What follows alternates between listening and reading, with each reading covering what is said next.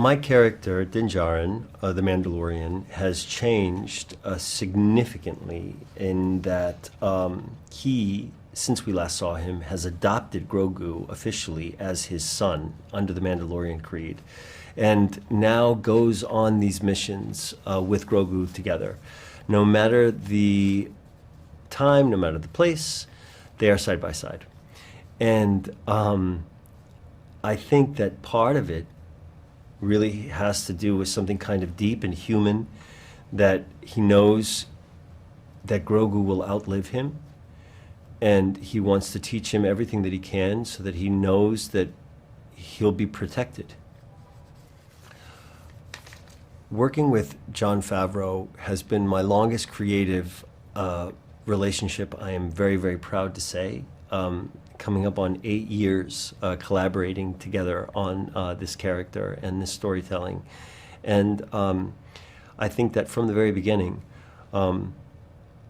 I felt invited into what is essentially a collaboration with Brendan Wayne, the actor that he worked with on Cowboys and Aliens, who has shared the suit with me, Lateef Crowder, who is one of the best stunt performers in the business, and just the creative process from the start, the filming and the post, that is not my experience on other jobs. And he's always,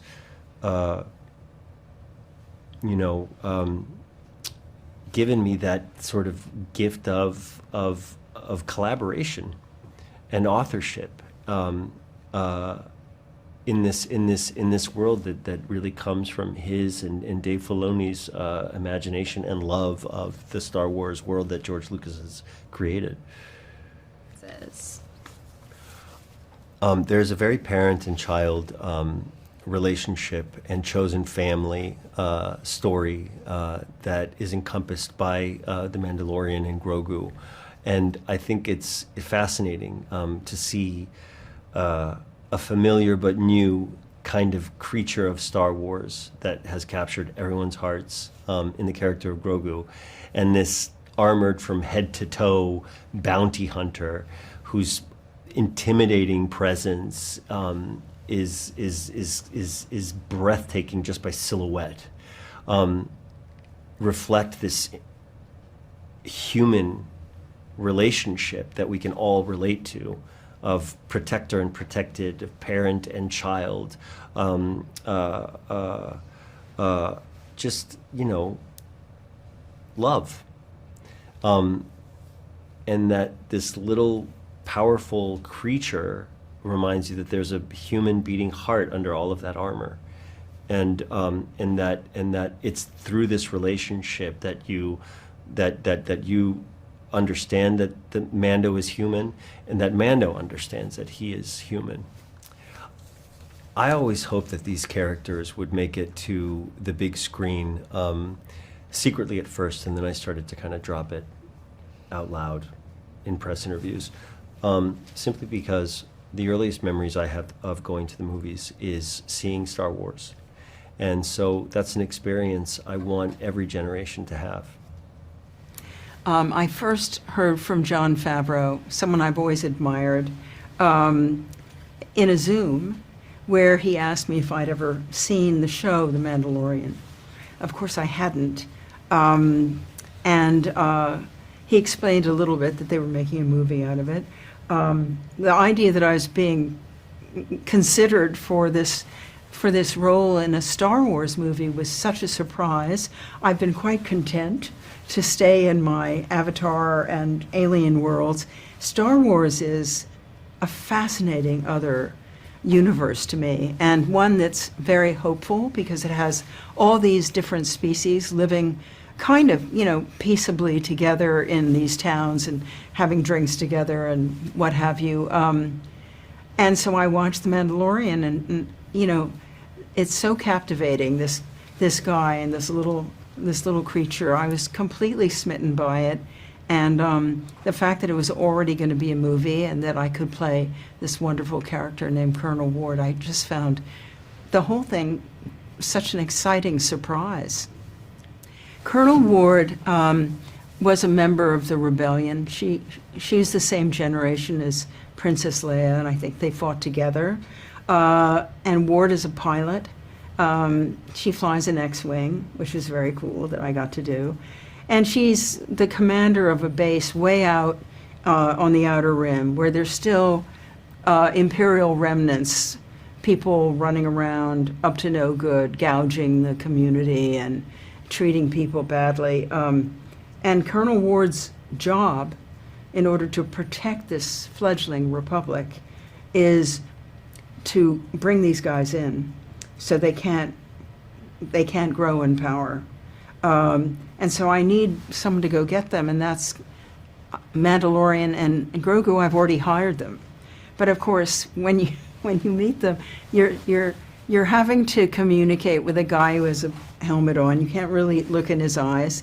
And the little sidekick seems very uninterested in the mission. He's just eating and, you know. So I feel like she really has to, to dig down and find that instinct of hers that says, these guys are going to be able to do this job, and they're the right guys. And luckily, her hunch is correct.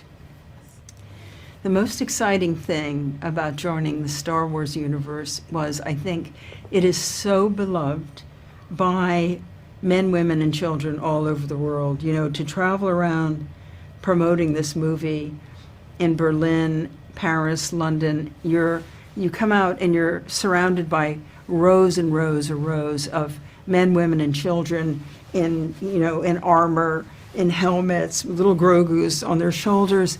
It's just, I think, loved like no other franchise. It's unique. I met Grogu at my costume fitting. I had a costume fitting a couple months before we did, I was in the movie, and I kind of mentioned when I got to the studio, I said, is Grogu working today? Anyway, I sort of hinted to Jon that I would really, especially if I was going to be working with Grogu, I really should meet him.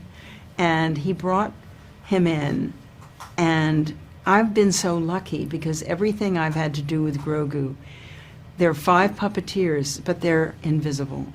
In my scene with him, the first scene, we're at the table, they're under the table. And so I never have seen Grogu as anything other than completely alive and completely convincing. I just think it's a miracle of technology, skill, and imagination. And it's a great character. It doesn't surprise me at all that he's becoming beloved all over the world. I'd say the biggest challenge in bringing the film to the big screen was understanding the opportunities that the new aspect ratio and the new technologies associated with cinema had to offer. I have not made a film for theaters since 2019, so it's been quite a few years, and I had never had a relationship with IMAX that started at the beginning of production. And so educating myself as to what best utilizes this format, and it's a format that's very important because it represents a unique experience for the theater that you can't just get at home. And so we really wanted to lean into making this a theatrical experience. And so educating myself as to what other films have done with that format, and understanding also what technologies we could take advantage of that we didn't have the opportunity to with the time frame of a streaming show, which meant constructing practical sets, building much taller sets, building sets that held up to the scrutiny of the giant image of the size, the building size wall of an IMAX screen. All of those things were factors, as well as exploring what we could do with CGI, what the state-of-the-art CGI animated characters were for characters like Rada the Hutt and Zeb, as well as some of the creatures like the dragon snake. So I think it was time for me to re-educate myself as to how you interact with the new tools that are available for cinema. Yeah, and I think for me, one of the biggest challenges of, moving the Mandalorian to the big screen was in the story. How do you take a story that some of the audience will be familiar with these characters, but a lot of the audience might not? And what is that story? What's the impact on it? When you look at Star Wars, it's always been a very expansive, large, galaxy. And yet George started off on what's the 4th episode, right in the middle of all the action. There's been all this history already. So using that kind of as a template for how to, just jump an audience in on the fun right away, and making the characters, taking the archetype of the Mandalorian, who he is, and his son, this father-son dynamic, something very relatable. The crucible of that is the foundation of the story, was a very strong thing. So beyond even just the scale and scope of the visual effects and things like that, to me, it's also a question of the story that we could deliver, that everyone could come in and enjoy, that satisfies our diehard viewers, but people just walking in off the street. And I think Star Wars at its best is always accomplishing that. It's inviting you in to go on this ride, but the ride, hopefully by the end, is so great you just don't want to get off of it, and you want to enjoy it more and more. Certainly it's captivated me most of my life, so once I got on that ride. Filming for IMAX involved partnering with the company. They're very collaborative. Their headquarters are right down the block from our offices, so they would put up prints of different segments and films that they felt really best utilized that aspect ratio and that format. A lot of Nolan movies. We watched Sinners. We watched sequences from Dunkirk. You can't fully appreciate it just discussing it. You have to look at it and understand this immersive quality when your peripheral vision when the image extends into your peripheral vision, it changes the way you frame. We also built tools that allowed us to look at the IMAX image in a theater on the set. So we took the Apple Vision Pro and built we built on top of the stack and created a theater that you could choose where you sat in the theater, and it felt like you were watching dailies in an IMAX theater. So as big of a screen as you could have, a monitor, you still don't get that feeling that you do in VR. And so we would drop into it and check it out, and it did affect the way that we framed. For example, you tend to fill the frame and compose for a frame as though it's a picture frame when you're doing cinema. But in IMAX, the upper quarter of the screen is, you don't want to be scanning up and down. You want to be looking ahead of you as you're sitting at the height that the seats are. You get that sense in VR. And of course, the edges you could use, but oftentimes it's nice just to have it feel immersive so that it feels like you're in the world of Star Wars. And for certain sequences, I also expanded how many minutes of IMAX we had. It was much less, and now we have close to an hour of IMAX aspect ratio, because we would look at something like, well, Nal Hutta, when you arrive there, you got to use it, or hyperspace, or a dogfight battle, and we would put the camera in a place where you would see the full canopy, because we looked at how they filmed things like the Blue Angels. So we were looking at a lot of best case scenario of how IMAX had been utilized, and then we incorporated that into our plan for how to film. Yeah, I think maybe a unique thing in this film for IMAX also was we use a lot of puppets. They're some of our lead characters, and we had some questions on how they would photograph, and suddenly they're gigantic staring at you, and how do we build them that they hold up at a level that it has the same fidelity you're seeing on a smaller screen. How do you, when we were able to check it with the innovation of looking at it through the vision, we were able to really kind of check what our work all the time, which you wouldn't normally be able to do. So that was a huge asset to us, especially having done a lot of the puppetry on it with the team. We wanted to have an idea of, was that really going to work? Was it usable? There's a level of it's not about, to me, being photoreal. It's about being believable, that the characters inhabit you in a way that you want to believe in them because they're alive. They're not. It has nothing to do with photoreal, and that's where kind of these Star Wars characters exist. And suddenly we're putting them in this amazing format, which draws you into that galaxy in a way that we hadn't really seen before. So that was something that we were kind of very watchful for, and I think worked out really great and showcases them in a new way. I think you have to operate under the assumption that not everybody's as familiar with Star Wars as one another, and that should not be that shouldn't divide the audience. When I first saw Star Wars, I didn't know what to expect. I got dropped into the middle of a story, but George Lucas made it coherent to me and the team of creatives that he collaborated with.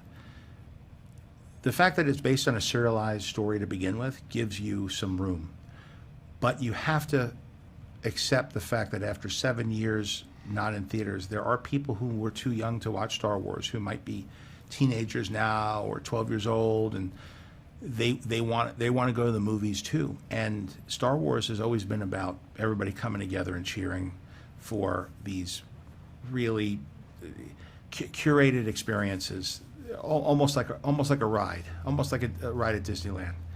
I mean, at its best, it feels like Space Mountain, and you want to just get on, go through all this together, look over the person that you're on the ride with, and say that you both had fun, whether it's your first time on Space Mountain or you've been on it 3 times that day. I like sharing those experiences and how that feels, and I remember what it felt like 10 years old watching Star Wars with people cheering for it. And by the way, by the time I saw it, there were probably people who had already seen it 5 times, because that's how it felt in '77. People kept going back. So I think that there's you have to make it coherent. You have to make it clear who the characters are. Not do just what we would have done in season 4, which is assume everybody watched 3 seasons. You got to assume, like we did with season 1, episode 1, this might be the first Star Wars anybody's seeing. You got to win them over. But Star Wars fans are really perceptive, and you can thread storylines through there that might feel subtle for another audience, but they will pick up on everything and discuss it. And you got to make sure that the story they're coming up with isn't better than one you are, because they are very perceptive and creative, and they pay close attention. And so that's kind of the formula, that lay in storylines that are going to pay off later, pay off things that you set up earlier, do things that are complex in a subtle way so that the casual viewer doesn't lose any of the enjoyment if they don't catch it. But it's also about technique. It's who you cast. It's who's behind the scenes. It's about having Phil Tippett Studios building stop motion sequences. It's about bringing characters to life that may have just been alluded to, heard of, or seen as a baby, like Rada, and then bring them into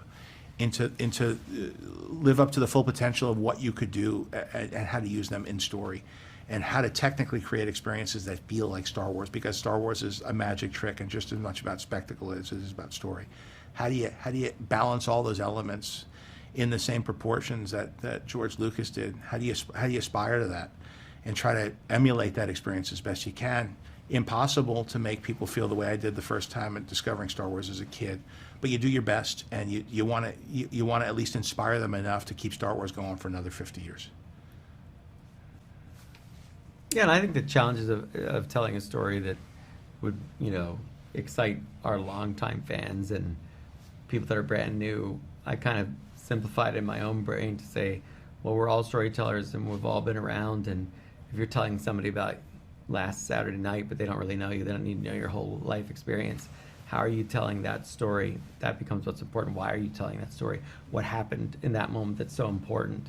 It's like saying, why did George drop us into the 4th episode when he had this much bigger saga?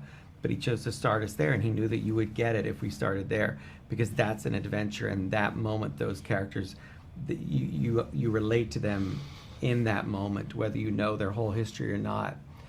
So a good story can live on its own, even though it's part of an expansive history, as our own story is every day. And I'm sure everyone has friends that are good storytellers and not. Some of them go on, and you don't know what their story's about, but it's the fun of telling the tale, and sometimes that's enough. So I think of all those things, and it's not just about Star Wars. Luke was relatable to me, and I had an older brother that I thought, it's like, he's like a Han Solo. I see that dynamic there. Mando's a father, and he has this young ward, this child who's growing up and trying to learn the ways. I think it's something we all relate to. So at that, I know the story is going to be relatable, and the adventure, the excitement of it, the action, the thrills. This is just all in the execution of the story. And when you have a great storyteller like Jon, you know that it's going to connect with the audience, I think, and have the heart, which is inside all of the spectacle of Star Wars, is a tremendous sense of heart and compassion and feeling and hope. So that's what we hope to deliver. And then you realize it's not that you need to watch the rest of Star Wars. Hopefully you'll just want to because you enjoyed the ride. I think the parent-child relationship between the Mandalorian and Grogu evolved organically. I don't know that we set out to we didn't foresee where it was going to land. We just knew that we were presenting ourselves with an opportunity at the beginning of a TV series that would have a lot of potential to explore. And so the discovery of this battle-hardened bounty hunter going up to what he thinks is his quarry and realizing that the incomplete information of knowing that it was 50 years old did not account for the fact that it was going to be this child, and a child that looked the way it did. And so the Mandalorian had to make a moral decision, and a moral decision that ultimately favored his conscience, but ultimately was not the most pragmatic decision because he drew the ire of a lot of people who were counting on him to do his job. And so that moral conundrum was a very fertile opportunity to tell a story, and then pairing these two characters up opened up the door to a lone wolf and cub archetype relationship. From there, we spent many years telling the story, and it has evolved into the adoption of the child and him becoming an apprentice Mandalorian, and also his Force abilities developing through studying under Luke Skywalker and also continuing his training alone. The adoption of the child also presents a progression in character for Din Djarin. This is not the character we met in the first season. One of the most flawed characters in Star Wars has evolved to be one of the most positive father figures in Star Wars.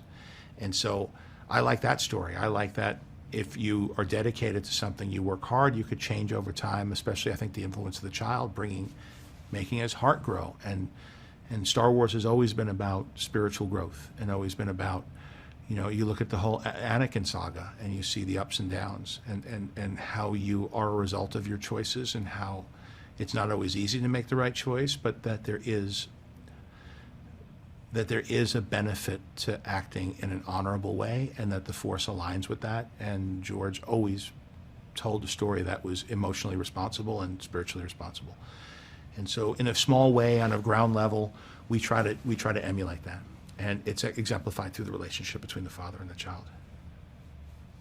Yeah, I think the father and son relationship, it's relatable and people really, I think, catch to it because it's a relationship we all have in some way. I think you could broaden it maybe in a sense to say not just parent to child relationship, it's a mentor to someone. And in our life, we have many mentors, and they are usually always significant to us. And when you look at Star Wars, it is a story of mentorship, whether it's Obi-Wan to Luke, Yoda to Luke, in the prequels, Qui-Gon to Obi-Wan to Anakin. It's a story that we all want to watch that learning because we, I think, yearn for that in our life, and these become significant figures. It's something when you leave home and you're away from your parents the first time, you probably meet another mentor. It's a teacher, maybe it's a coach, who knows? But I think that grants an accessibility and a familiarity to the rest of the Star Wars saga that leaves a mark and is something that we look for in our storytelling. I think the scope and scale of what the big screen affords creates an opportunity to present sequences that we never had the opportunity to do, to build sets on a scale that we hadn't, to take the time to explore sequences, whether it's the choreography of a martial arts set piece with The Mandalorian, or if it's allowing Hal Hickel and the team at ILM to build a great CG creature and to build interactive pieces so that all of it connects. This is something that we hadn't had the opportunity to do to this extent, and the time and the aspect ratio of the format of the large screen opened up a lot of doors for us that we hadn't had before. Yeah, I think I'm looking forward to them. Everyone's seen the popcorn bucket. No, I'm just kidding. I think what I'm looking forward to most, is just Star Wars back on the big screen and in IMAX. That's so significant. The galaxy's arguably never been bigger in that way. But also, putting it on the big screen, as John's mentioned, it allowed us to take the time to do some action and adventuring with like animation. Animation takes time and rendering time, execution of talented artists. And sometimes, you know, on a streaming schedule, you have to kind of look and say, well, that's an idea, but we can't really execute on that, but we'll do these other things. We do it a different way. But here, you know, really opened us up to say, well, let's take a shot and do those things that we've discussed in the past. So there were opportunities there that we could bring to the big screen. That was really fun. And so, yeah, I think it's also about just everybody being together in that space watching a Star Wars movie. I mean, that's always the most fun. I think that's why when we re-release Star Wars, people go back to the theater to see movies that they've seen. You know, the anniversary of A New Hope coming up, people go back to the theater to see it, because it's not just about seeing that movie, it's about experiencing it with your friends, with your family, with everybody in the theater, that we all cheer on the good guys and boo the bad guys. So I think that's definitely an adventure that we're putting people on here today with Mandalorian and Grogu. You want to start? Yeah, and coming from animation, I just love voice performance. I think it's such a great art form, great form of acting, and you know, it's not something everybody can do. And so I thought, you know, Jeremy, finding a voice for Rada the Hutt, how do you do that? But it's such a critical ingredient, because it has to deliver on the relatability and the compassion and humanize this creature in a way that, you know, could be very difficult. But I think it's one of the things that you connect with the most. The voice of a Hutt, we largely only know from Jabba. That, like, most of the audience, if they even know what a Hutt is, that's the experience. And it's such a specific sound to add to that, and not just add to it, not even speaking Huttese, the native language of a Hutt in Star Wars. There are a lot of questions around it, but it just turned out to be a wonderful characterization and a great performance. And Martin Scorsese, I mean, unbelievable that he even, you know, would honor us with being in Star Wars. And It was thanks to Kathy, really. 'Cause Yeah, Kathy I had would that say that's relationship, true. and Kathy reached out to him because he was on our wish list, and she said, Yeah. "Let me reach out." And she calls me. She says, "Yeah." He said, "Yeah." Like it was nothing. And this guy's, you know, as much as George Lucas, idol of mine, Yeah. Martin Scorsese really formed my taste in that particular type of cinema, and on top of it, not just what he created, but how he educates about cinema, preserves cinema. So when I got to record with him and play against him and improvise with him, the freedom that he had in his performance, how much fun he was having, and here he was one of the icons of cinema, completely resigning himself to having a good time and whatever I wanted, and he played, and we went back and forth. And what's nice about animation is you could take all of those dailies and bring it into the editing room and create a radio play, an audio track of the scene, rewriting the scene based on what he did, and then we had video reference. So we gave all of that to Hal Hickel and the animators from ILM, and the animators that worked on the project, not just ILM, and they were inspired by the video reference, and even though it wasn't motion capture, they really adhered to the performance quite well. We had 4 arms moving around, cooking the food. That was had to fit in with the voice performance too. And it's some of my favorite stuff in the film. So these two characters really, I think, elevated the story and the emotional underpinning of the movie as well.